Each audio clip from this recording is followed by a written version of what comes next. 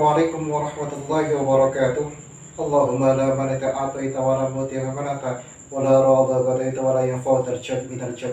Allahumma a'ina ala dzikrika wa syukrika wa husni ibadatik.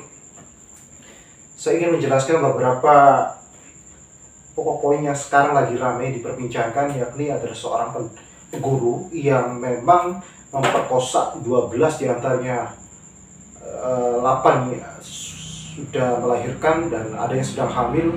Subhanallah, yang memperkosa 12 anak didiknya. Kadang-kadang media itu menyalahgunakan suatu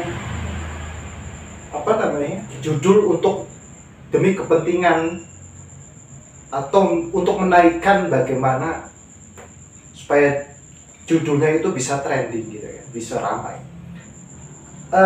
Saya ingin menjelaskan yang saya kutip dari Gus saya yang di Salafiyah Pasuruan, yakni Gus Ahmad bin Romo Yai Idris Hamid Pasuruan.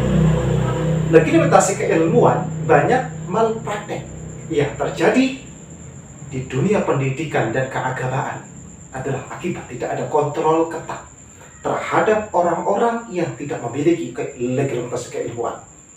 Mereka bebas mengaku dirinya ustaz, guru, ahli agama, bahkan tidak malu menyebut dirinya pemimpin lembaga pendidikan atau pesantren. Sayangnya, masyarakat mudah percaya dan diperdaya, juga terkesan diam, tidak melakukan cek dan recheck atau cross check, dan akan adanya lembaga-lembaga baru di sekitar mereka. Disinilah pentingnya silsilah atau sanad keilmuan. Jangankan urusan agama, urusan bengkel saja kita pasti menanyakan silsilah pengalaman sang montir. Di dunia kesehatan juga kita menanyakan silsilah keilmuan, kedokteran, dan pengalaman sang dokter. Nah, ke urusan agama kita mudah percaya begitu saja dengan berpenampilan religius. Salah berguru akan menyebabkan salah dalam memahami agama.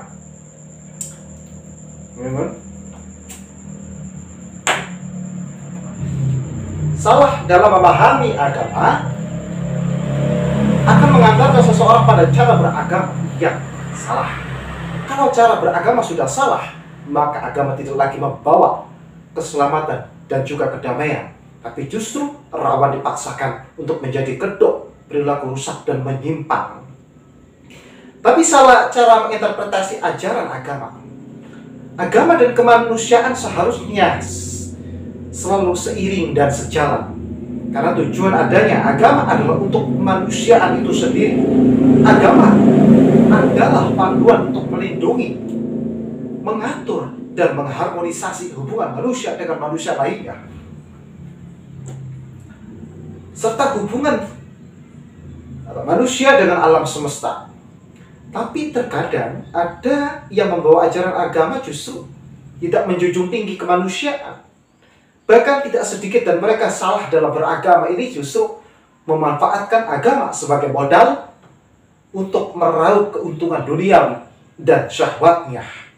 Maka kembali belajar pada sumber yang jelas silsilnya adalah penting. Berpegang teguh pada ajaran ulama-ulama yang telah mendapatkan legitimasi keilmuan adalah jalan untuk selamat dan dalam memahami agama. Sehingga cara beragama kita juga akan sesuai dan mendekati dengan apa yang dimasukkan oleh Rasulullah SAW. Ajakan untuk tidak bermadhab, ajakan untuk yang penting Islam tidak usah pilih-pilih, dan ajakan untuk tidak usah ikut ulama, langsung ikut Nabi saja adalah ajakan yang menyesatkan, bahkan bisa disebut bid'ah yang paling berbahaya. Kenapa? Dalam belajar agama harus memilih jalur dari siapa? Karena tidak semua orang memiliki legitimasi keilmuan. Yang seharusnya diikuti adalah ulama-ulama yang telah mendapatkan pengakuan, validasi, dan verifikasi keilmuan. Dan lanjut pendapat dari Gus Yazid, yakni menantu Romo Yai Idris Hamid Pasuruan, Malang.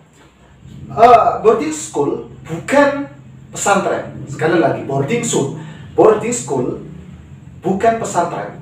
Malang itu kota besar baru, kota industri baru, dan kota bisnis baru, tentu banyak orang kaya, baru sekalipun Mas Juragan 9 dan kawan-kawan ada dan tinggal di Malang.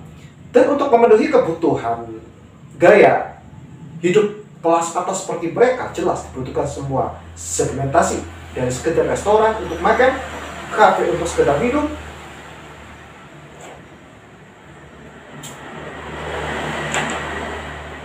mobil mewah untuk selain mikrolet, hingga sekolah untuk urusan pendidikan anak-anak mereka. Itulah alasan kenapa sekolah berasrama dan menggunakan label Islam seperti jaringan IBS Internasional Islam Boarding School menjamur di Malang. Dari yang masuk harus pakai mahar 30 juta, 50 juta hingga 60 juta. Dari syariah 1 juta, 3 juta hingga 5 juta. Belum SPP bulanannya yang kadang bisa menghabiskan gaji PNS sebulan ya. Nah, sekolah itu kayak rokok. Walau isinya sama-sama tembakau cekeh, namun harganya beda-beda. Ada dari yang harganya 5.000, puluhan ribu, bahkan ratusan ribu karena kemasannya berbeda. Kenapa kemasannya berbeda?